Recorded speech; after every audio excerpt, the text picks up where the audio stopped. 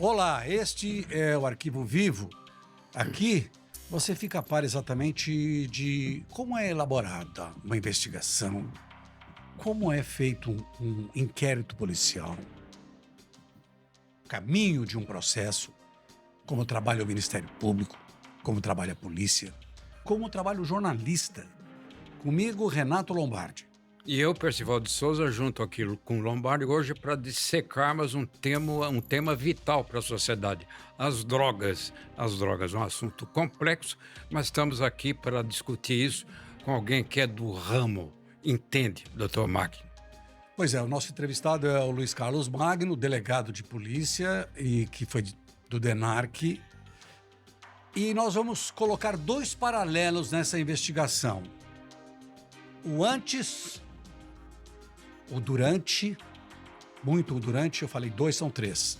E o depois, o que vai acontecer no mundo das drogas. Seja bem-vindo, Magno, a gente te conhece há muito tempo e conta um pouco a respeito do que você hoje observa neste mundo, que é um mundo muito triste, que é o mundo das drogas. Em primeiro lugar, cumprimentar amigo Lombardi, amigo Percival, de tantos anos, e amigos da polícia, e notadamente da Polícia Civil.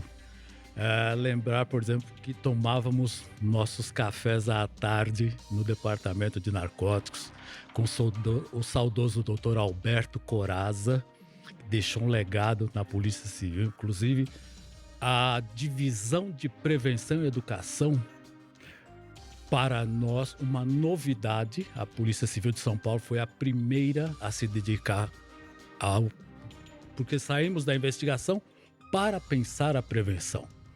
E esse foi um modelo que nós importamos dos Estados Unidos. Em Los Angeles, a polícia deles tem o DARE, é uma sigla, Atreva-se a Dizer Não às Drogas. Então, o Dr. Corazza trouxe o sargento Steve Kaiser e montamos a Divisão de Prevenção e Educação, que está atuante até hoje. E você esperaria que tudo que você fez, acompanhou, ia virar no que nós temos hoje, quase uma pandemia? O que acontece? A questão das drogas, ela perpassa necessariamente por todas as instituições que nós temos organizadas. O que eu chamo de instituições organizadas? A própria sociedade, a família, a igreja, a escola, para citar as principais. E em todas elas, a questão da droga não passa despercebida. Não é? E a droga afeta, por exemplo, vou dar um número, no mínimo, numa família, de 4 a 6 pessoas ficam envolvidas no entorno de um dependente químico. Em outras palavras, não é apenas o usuário que padece do problema. Por exemplo, vou falar de um jovem. A mãe, o pai, os irmãos, a tia, o cunhado, o padrasto. Veja, essas pessoas de alguma maneira acabam se envolvendo, e sempre de forma a comprometer e exigir desse núcleo familiar.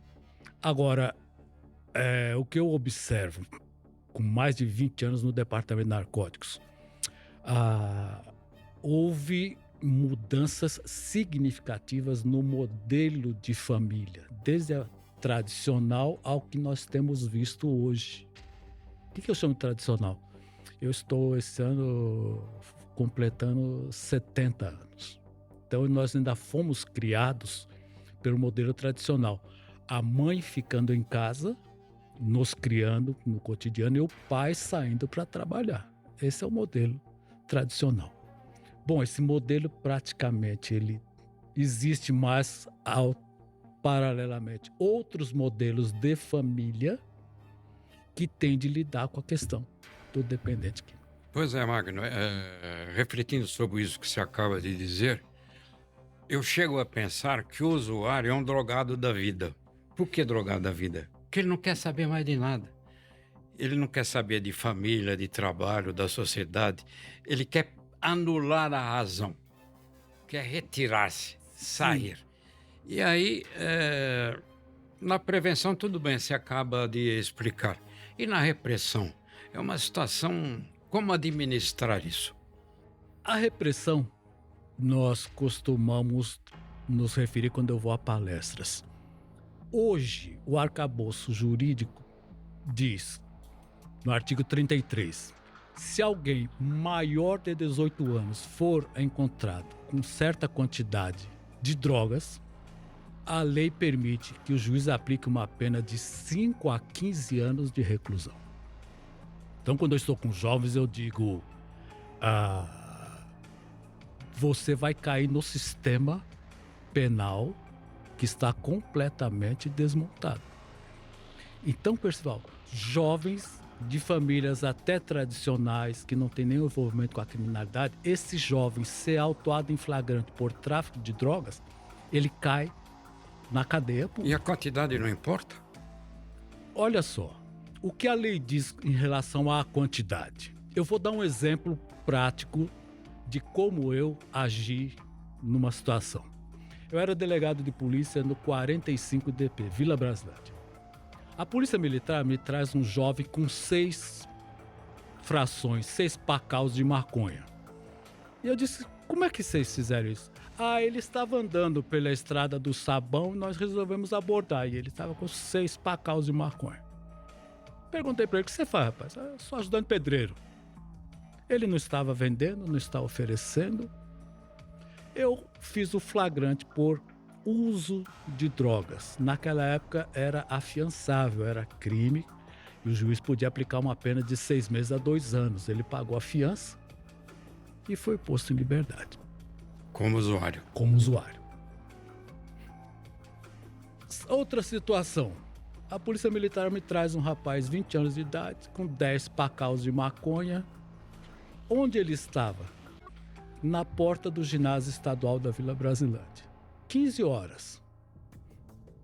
O que faz esse rapaz com 10 pacaus de maconha? Aí eu pergunto, você estuda na escola? Não. O que você está fazendo entre os alunos a essa hora? Aí ele falou na gíria, a minha mina estuda aí. Eu disse, como é o nome dela? Não me lembro. Qual é a sala? Eu não sei, eu sei que ela estuda aí. Pô, você não lembra nem o nome nem a sala, puxa vida.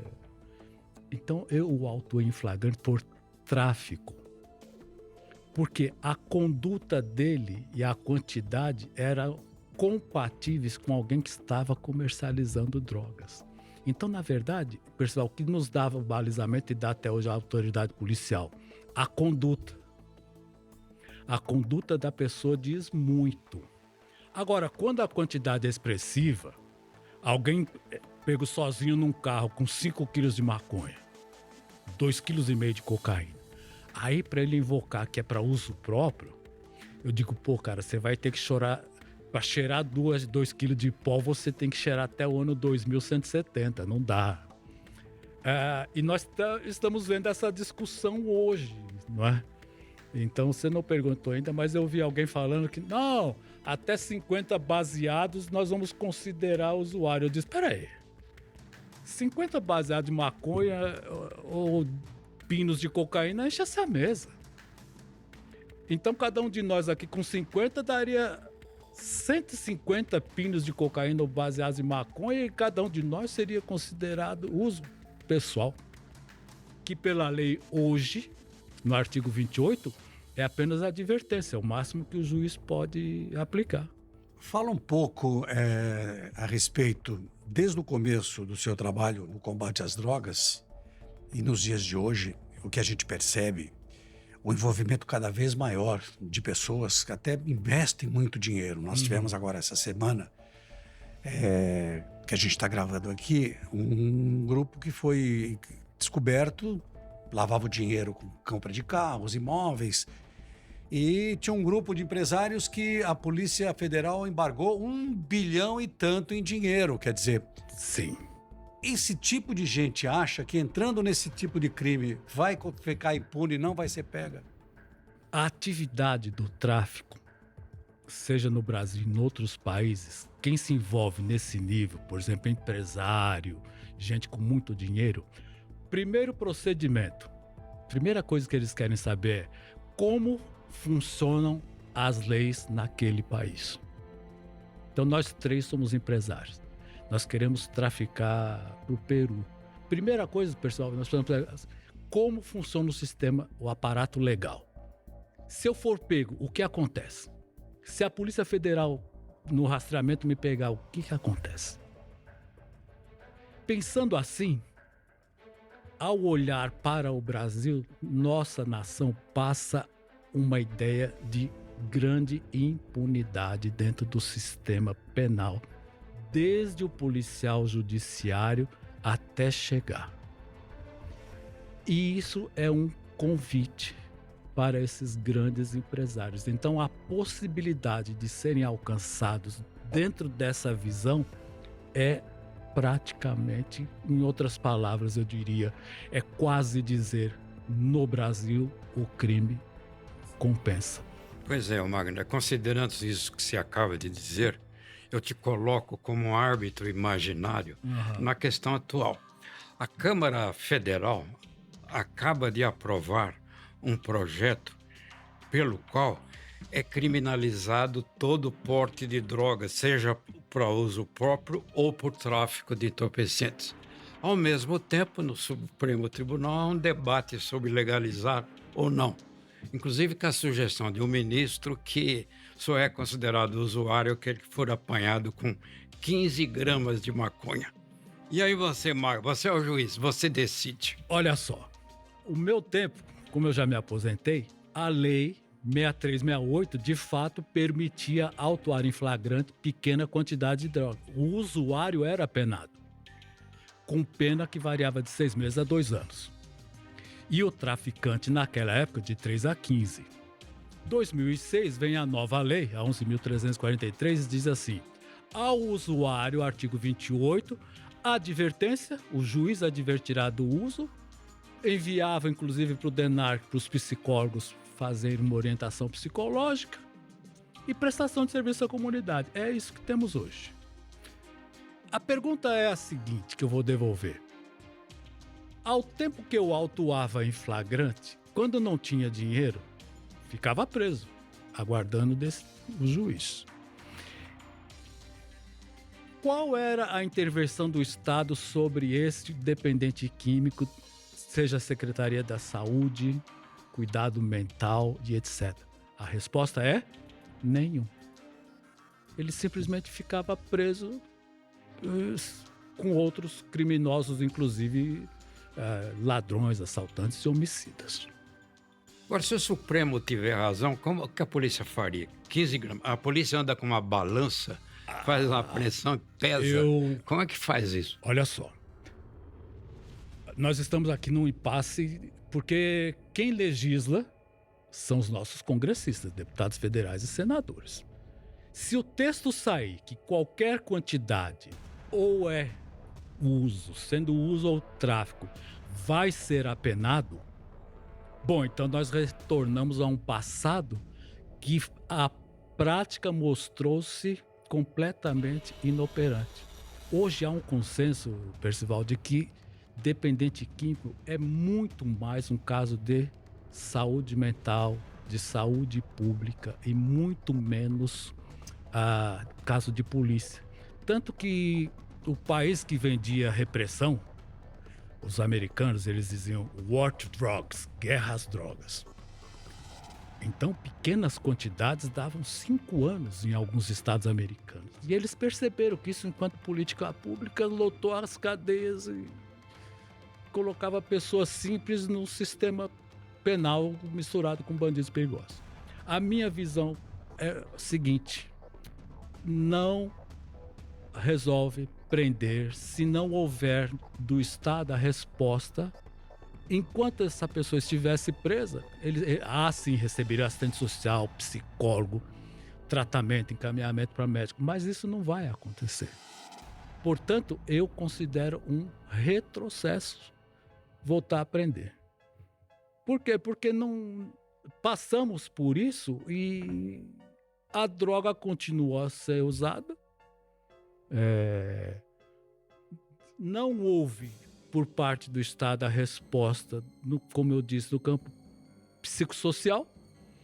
Então, nós vamos ter um conflito aí. Agora, 15 gramas. Porque 15 gramas é o seguinte, se é uso próprio, eu preciso demonstrar que é uso próprio. Agora, se alguém oferece para o seu neto 10 gramas, é tráfico. Se eu puder demonstrar, se o seu neto disser assim, ele me deu a droga. A lei diz que, inclusive, oferecer gratuitamente. Então, É enquadramento? é enquadramento. Oferecer gratuitamente é tráfico. Veja, aliás, é o nosso artigo de lei que possui mais verbos, 18 verbos que se transformam em ações. Mas existe droga grátis? Aí é o começo, como dizia Semitiba, do namoro. As primeiras doses o traficante oferece. Por que ele oferece? Porque ele é amiguinho. E aí entra uma questão que eu trabalho muito nas palestras. Drogas dão prazer. Enquanto educadores antigos dizendo droga mata, a caveira, aí mostrava o pulmão doente. O usuário não está pensando nisso. Alguém chega e oferece uma maconha. O rapazinho tá lá numa balada, no nosso tempo era baile. Tá na balada, só que ele é tímido. Pô, ele é braço cruzado, não consegue. Aí alguém, fala assim, rapaz, toma isso aqui. O que é isso? Êxtase. E aí? Você vai dançar até com a vassoura, cara. Você fica falando, você conta piada, porra, quebra a inibição, você é o cara. Se você cheirar uma cocaína. Então, é isso que é prazer. É resolver momentaneamente aquilo que o aflige. Tô te dando, cara. Agora, quando ele começar a gostar da coisa, o fornecedor diz, agora não consigo te manter. Deixa eu te perguntar uma coisa. Fala um pouco, muita gente está nos vendo e ouvindo aqui que está com problemas. O filho tem problemas, o marido tem problemas, tanto o álcool quanto as drogas. E aí, eu queria que você fizesse uma caminhada assim. Quando você começou no combate às drogas, você achou que nós chegaríamos a um ponto como nós estamos chegando hoje? Que eu estava vendo outro dia um levantamento, nós temos mais quase 850 mil presos em todo o país. 70% envolvido com tráfico de drogas. Nós temos 50 mil mulheres presas no país. A grande maioria está envolvida com tráfico de drogas. Você achou que nós íamos chegar a esse ponto no volume tão grande de envolvimento com as drogas? Quando nós iniciamos, não sei se o pessoal é dessa época, um investigador de polícia, nos anos 65, 70, ganhou a medalha do ano porque ele apreendeu 300 gramas de cocaína. Que era uma novidade, né? A cocaína era chamada de a droga do High Society, a alta sociedade. Só quem tinha muito dinheiro. As pessoas tinham na rua maconha. E a maioria batizada. Maconha batizada quer dizer, ela é muito misturada. 30% é maconha, o resto é esterco, é cocô de vaca e essas coisas. O que aconteceu? Para ser bem breve. Então, o popular era a maconha. A cocaína só. Mas os cartéis foram colocando muita droga no mercado e lei de oferta e procura. O preço baixou, veio para a classe média. A classe média passou a ter acesso. Então, a universidade, o aluno no colégio particular e depois chegou a escola pública. Aí ela foi barateando. Quando universalizou, aí percebeu-se que, de fato, estávamos diante de praticamente uma pandemia. O uso de maconha e cocaína. Eu entrei na polícia em 76, eu vim conhecer cocaína muitos anos depois. Não havia na mão. Então, o que acontece? Drogas passaram a ser, hoje é considerada a terceira maior economia do mundo. É informal, não se pode apurar, mas parece que só perde para o tráfico de animais, olha só que interessante, e pedras preciosas. Então, o tráfico de drogas, ele ocupa o terceiro ou quarto lugar na economia mundial. Os grandes produtores aqui na América do Sul, Colômbia, Peru, fornecem, então, por exemplo, 23% do território colombiano é de plantação de coca. O Brasil não tem um único pé de coca. É muito interessante. Mas diante disso que você está falando, eu vou te colocar numa sinuca de bico. Não existe usuários sem traficante e não existe traficante sem usuário. Por outro lado, a repressão ao tráfico argumenta o seguinte: bandido não age de cara limpa. Quer dizer, não age sob efeito de alguma substância entorpecente. Essa é a minha sinuca, Mag. É assim. Vou te contar um caso concreto. Eu estava no Garra e nós trocamos tiro e o bandido jogou a arma no chão. E ele virou pro colega, o investigador, e falou assim, olhando para ele: se eu tivesse cheirado, você estava morto. Eu teria reagido. Aí nós dissemos assim: mas nós teríamos matado você. Ele disse: tudo bem. Ele respondeu sua pergunta. Ele falou: se eu tivesse cheirado, é que hoje eu não cheirei. Então, para esse bandido da ponta, ladrão assaltante, o cara que vai pilotar o carro, ele invariavelmente está sob efeito de droga psicoestimulante, principalmente cocaína e crack, ou anfetamina, que afasta o cansaço. Traficantes não usam drogas. Para eles é uma moeda, uma mercadoria. Mas nós, sociedade, ficamos à mercê do bandido sob efeito de drogas, que, aliás, fazem barbaridades. Sim. Então, alguns desses crimes que vocês reportam nas matérias, nós estamos em casa, aí o Percival fala assim, o Lombardi fala assim: gente, com essa violência, ele está sob efeito de cocaína. E a cocaína tira dele a hesitação. Ele está com adrenalina a 1000, dopamina. Quer dizer, às vezes a pessoa não precisa fazer nada, ele está alucinando. E ele dispara, ele chuta, ele joga a mulher no chão. Esses dias você mostrou, um bandido pega uma mulher com a criança, pá, joga no chão, você fala: meu Deus, é porque ele está sob efeito de drogas. Então, Percival, esses são os pesos que a gente tem que relevar em conta. Quem é que está usando? E qual a finalidade? Eu vou pilotar um carro. Eu vou mexer de pinga? O piloto que vai dar um cavalo numa saída do banco? Não. Pinga não dá, pô. Vou fumar maconha? Pô, maconha não dá. Se você fumar muita maconha, você fica gritando pro motorista: vai, meu. Agora, se ele tiver com cocaína, crack, os neurônios dele, ele tá 1 milhão. Ele tá altamente acelerado. Por isso que ele vai na contramão, ele enfrenta, ele passa na frente de ônibus. Paciência, se bater, ele tá pouco se ligando também. E se atropelar pessoas, também tá ligando.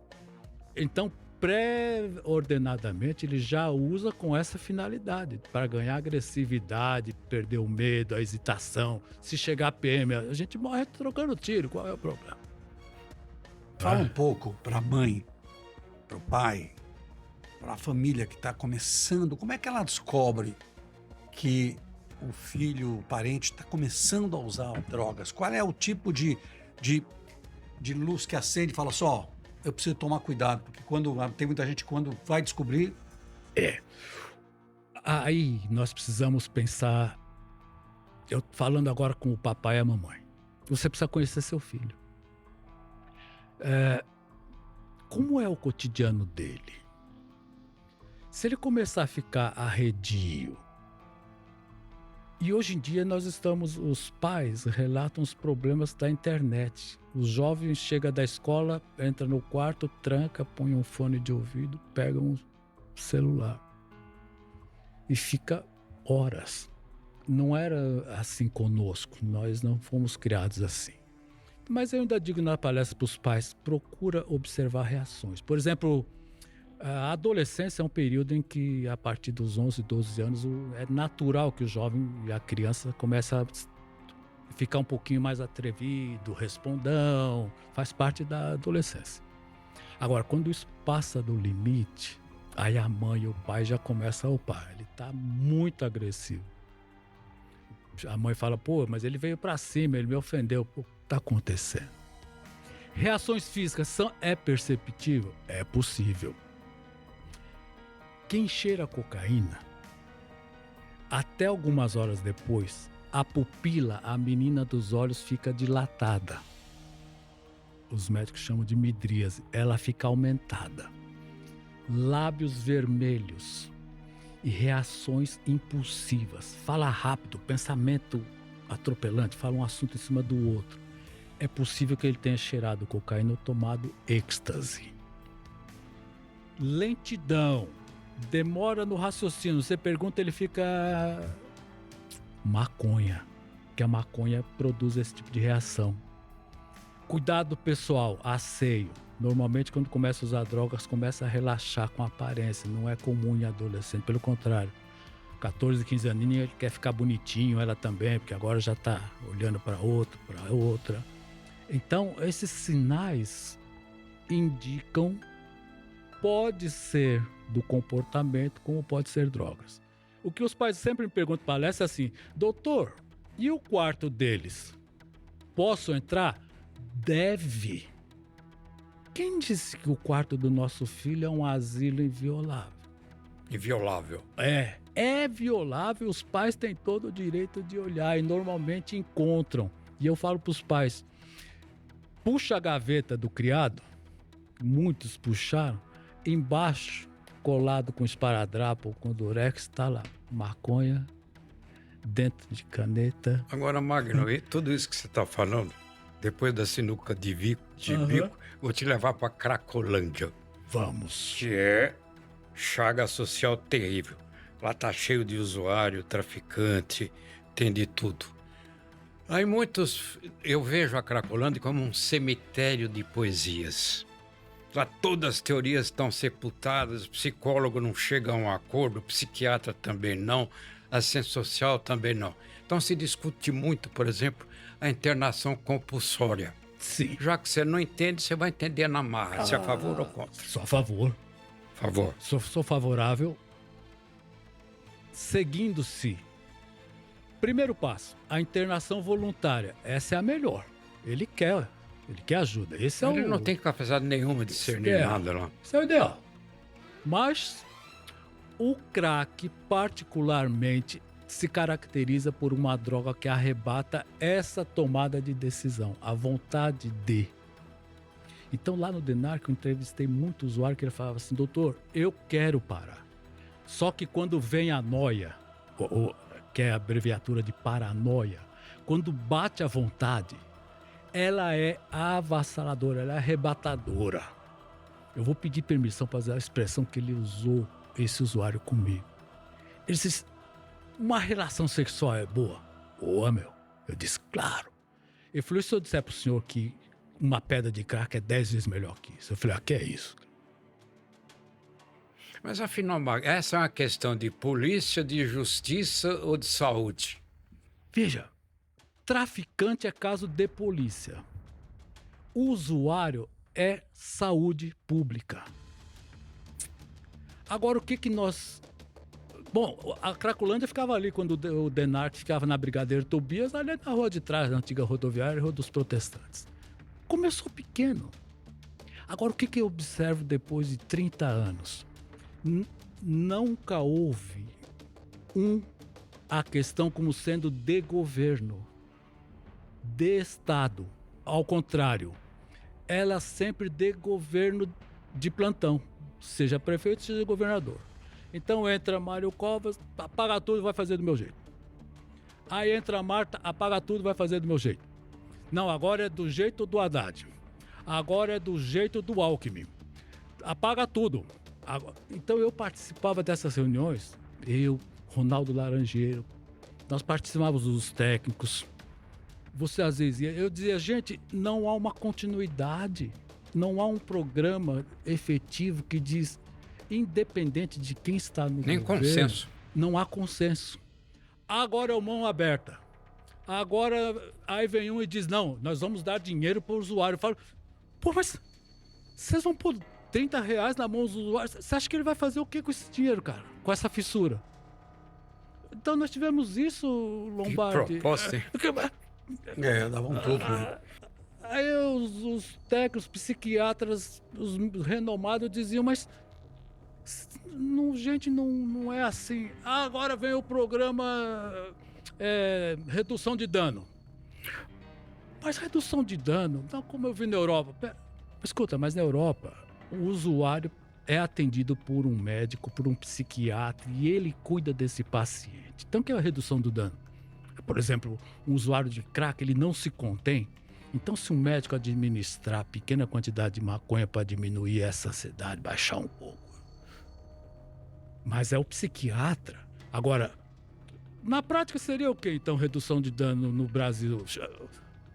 Parar lá a PM, a Polícia Civil, e pega cada uma quantidade aqui aleatoriamente. O problema é que sempre se resolveu aqui com polícia. Sempre foi a polícia. E a gente sabe que a polícia é uma parte dessa história. Sim. E, na verdade, nesse elo, Lombardi, a polícia é o último. Como eu disse, tráfico é caso de polícia. Outra coisa, por exemplo, que eu observo, entre as próprias polícias, por exemplo, no estado de São Paulo, quem é que deve coordenar tudo isso? Departamento de Narcóticos.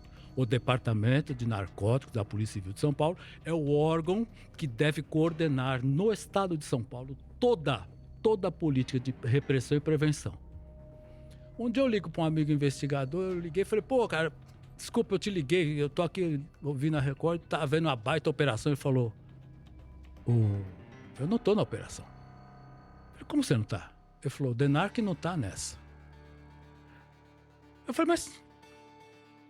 Ele falou, o departamento não... Isso é coisa da Seccional Centro. Eu falei, a Seccional Centro? O Seccional Centro junto com a Guarda Civil. Então, Lombardi, você percebe? Isso gera conflito, porque se entre nós não falamos a mesma língua, se a universidade não está envolvida, se nós não temos centros para acolher, aí, Percival, vai a sua pergunta. E a internação compulsória, que só o juiz pode determinar, é quando a pessoa perdeu, do ponto de vista psiquiátrico, completamente a capacidade de decidir pelo não uso. Enquanto esse homem, numa entrevista com o psicólogo, psiquiatra, ele demonstrar que ainda resta um pouquinho de vontade para decidir, ele deve ser tratado. Sim. Agora, mas as pessoas, no primeiro passo, não é a compulsória, ele é o último, seria o último. Então, aquele caso diz, esse homem, essa mulher, não tem mais a menor condição de decidir por si. Aí ele vai ser internado no programa estadual, onde vai fazer a desintoxicação. Depois de desintoxicado, psiquiatra, psicólogo, toda aquela junta, vão trabalhar esse homem, essa mulher, entender como Mas é que você não está sendo um pouco utópico? Completamente. Ou romântico, né? Eu tô achando que você tá... Isso é um romantismo, né? Porque, infelizmente, porque não eu existe estou isso. respondendo tecnicamente. Sim. Certo seria isso. Esse é o ideal. Nos países que tiveram alguma vantagem sobre isso, sempre quando se fala da Holanda, quando se fala do programa na Suécia, partiram dessa política de chegar... Não, então, por exemplo, lá eles têm o problema da heroína. Felizmente, a heroína não chegou no Brasil. Então, classicamente é a metadona, mas é administrada por médico para reduzir a ansiedade do dependente da heroína. Mas isso dentro de um programa, não é chegar lá e Sim, distribuir. mas aí é autolesão, como dizem alguns, ou questão de saúde pública? Olha, do ponto de vista penal, a autolesão não é crime. Sim. Então, eu me cortar, eu me picar, eu usar alguma substância, eu estou causando ao meu corpo. Então, a autolesão não é crime. Agora, o problema é o seguinte, é que essa substância que você está utilizando, essa substância movimenta o crime organizado chamado tráfico de drogas. É aí que entra a questão. E esse tráfico passou a movimentar milhões e milhões. O Brasil antes era um corredor passou a ser também consumidor, sem a devida acompanhamento das autoridades de saúde. Então nós ficamos, aí já fica como o Lombardi disse, o senhor parece um pouco sonhador. Eu digo, esta é a forma ideal de abordar o problema. Não, eu disse isso porque quem tem que aplicar a realidade parece que com cada governo que entra tem um jeito, né? Não existe. Então, e aí as famílias ficam, né, nesse desespero, cada vez mais as pessoas envolvidas. E um detalhe que me chama a atenção e que tem me chamado a atenção nesses anos todos é cada dia que passa o envolvimento maior da mulher. Eu lembro que eu fazia cobertura e eu acompanhava. Na época, o dia que chegou a 5.000 mulheres envolvidas com crime, furto, roubo, tráfico de drogas, eu falei, nossa, 5.000. E essa semana eu fiz uma pesquisa, até são 50.000. A mulher no crime, ela é muito mais difícil de sair do crime ou é mais fácil de sair? A mulher encontrará mais dificuldade para sair do crime. Diferentemente do homem, mulher traficante dificilmente arrasta o parceiro, namorado, noivo, para entrar no tráfico. Mas o parceiro arrasta a mulher. Sim, o parceiro arrasta a mulher.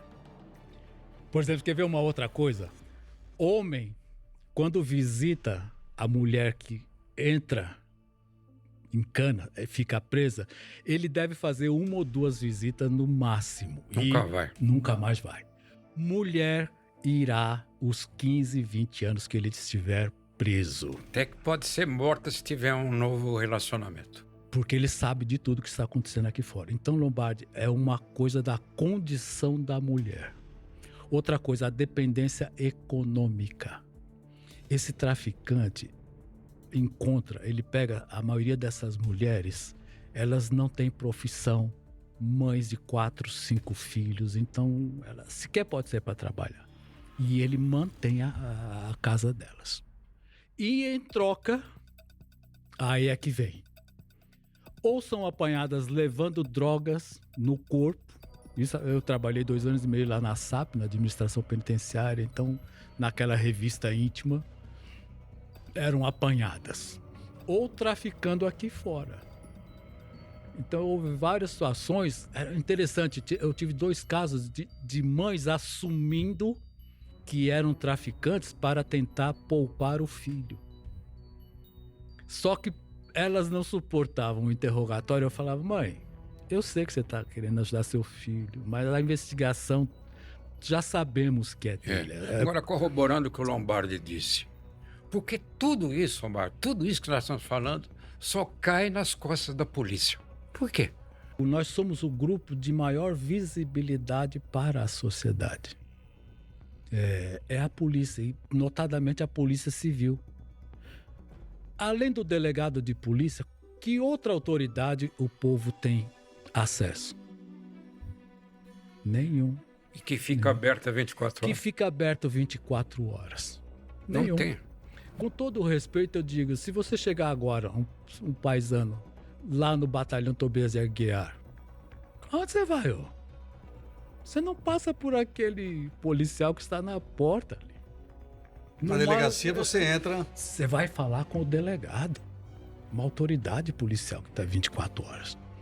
Então essa visibilidade, Ministério Público, um órgão também, mas não é acessível ao público, quer dizer, não é qualquer pessoa, eu vou lá falar com o promotor, não funciona assim, com o juiz come menos no ainda. prato da polícia. Sim, e aí é que está o problema. Agora vocês vão me permitir tocar. A Polícia Civil, quando eu entrei em 76, ela era formada por quase 30.000 policiais civis. Chegou a 34. Veja, nós estamos nos anos 80. 34.000 policiais civis. 2024, a Polícia Civil está com 22 mil policiais. Então você imagina vocês, terrível. a cidade dobrou. Aumenta o crime e diminui a polícia. O crime potencializou e a polícia encolheu. Então, o sistema hoje, Percival, funciona assim. Regra. Quem está na rua? Polícia Militar. A Polícia Militar faz o papel dela Muito bem feito. Prende mesmo. Traz para as delegacias. Bom, aí começa o trabalho. Investigação, Polícia Civil. Investigação, perícia criminal, um inquérito bem feito, entrega para o Ministério Público, o Ministério Público denuncia, o juiz condena. A Polícia Civil está completamente desaparelhada. Faltam 15 mil policiais no estado. Então, os crimes não sendo investigados, o que chama isso? Leva à impunidade. Bom, a gente está quase no final aqui dessa nossa conversa, que a gente ia muito longe. Fala um pouco diretamente para quem está envolvido, quem tem, vou repetir aqui, quem tem parente está envolvido com as drogas. Qual é a saída desse pai, dessa mãe, desse tio, dessa avó, desse amigo? Família, não tente resolver o problema sozinhos. Vocês não conseguirão. E fazer o quê? Buscar ajuda. A mera suspeita já conversa com o psicólogo, conversa com o seu líder espiritual, pastor, o seu padre, fala, eu tô percebendo. Pais, vão à escola, os professores têm o que falar. Os professores são grandes observadores. Então eu falo, pai e mãe, vão na reunião escolar, chama o professor, fala, escuta, me fala um pouco do meu. Ele anda meio briguento, ele anda meio assado, ele anda desacatando, ele tá andando com os meninos aí meio perigosos aí do bairro. Veja, são fontes de informações. Mas eu digo pros pais, não tente resolver. Ele prometeu que era essa droga, ele escondeu pra um amiguinho. Para. Seu filho não é tão bonzinho assim pra segurar a droga pro outro, cara. É dele. Não, mãe, eu usei, mas eu não vou usar mais. Eu juro por Deus. Rapaz, esse juramento é completamente furado. Isso não é pra levar a sério. Pois é, e capacitação, porque o professor a que você se refere, eu conheço muitas professoras que dizem o seguinte, ela chama o menino para repreender, eu chamo o pai depois, e ele diz, não vou estudar, senhor, eu vou seguir a atividade do meu pai, vou ser traficante. Então tudo isso que você está falando exige uma alta especialização, qualificação. O professor não tem. Veja só, Percival, há mais de 20 anos, a Lei de Diretrizes da Educação havia determinado que se incluísse no currículo dos professores no magistério, o professor deveria sair com conhecimento básico sobre dependência química, como lidar com a questão. Aliás, nos cursos do DENARC tinha muitos professores. Porque isso nunca virou realidade. Então os professores também... O professor da escola pública vira para a mãe e diz, olha, eu não tenho conhecimento Por que o professor não gosta da polícia na escola? Porque a ideia que eles têm é de uma polícia de repressão. A nossa imagem é deturpada em razão de notícias que são veiculadas, onde a polícia aparece como vilã. É difícil que o nosso trabalho seja enaltecido, por exemplo. Então, infelizmente, há uma ideia. Esses dias eu estava na farmácia e a mãe falou assim pro menininho de 5 anos, se você não tomar o remédio, eu vou chamar a polícia. Aí eu brinquei com a mãe e falei, não fala assim. Por quê? Porque eu sou policial, ele vai crescer com medo da polícia. E não deve ter, né? Então, aquela história. Papai e mamãe, resumindo, busca ajuda. Ajuda especializada. Psicólogo, psicoterapeuta, psiquiatra. Percival, às vezes a questão da dependência química passa por um exame do crânio, deficiências neuronais, deficiência de dopamina, de noradrenalina, a questão da depressão, a questão da ansiedade. E drogas, elas são uma chave. Ela é uma pseudo-chave que abre portas, por exemplo, para quem está depressivo. Ora, quem caiu nessa armadilha? Freud. Freud começou a dar cocaína para alguns pacientes que saíam. Doutor, aquilo que o senhor me deu... Então Freud não explicava. Aí o Freud falou, isso aí deve ser tão bom que até eu vou experimentar. Aí ele falou, rapaz, isso aqui é perigoso, tô adorando isso aqui. Porque a droga entra nesse Você tá ansioso? Cara, se você fuma um baseado, você toma uma pinga, que baixa a ansiedade.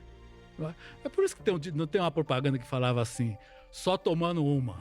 Querendo dizer, você toma um uísque, eu tomo uma pinga, que de fato, o álcool é depressor do sistema nervoso. Então, esse papo nosso, estou adorando, nós ficaríamos aqui conversando horas, né? Mas eu gostaria de dizer o seguinte, que para a família, para os pais, a religião, independente de você ser católico, evangélico, religião, é um poderoso antídoto para drogas. Em outras palavras, eu quero dizer o seguinte, crer, a fé em Deus, crer num ser superior, não sei como você o chama. A Bíblia, por exemplo, ensina a amar a Deus sobre todas as coisas, o semelhante.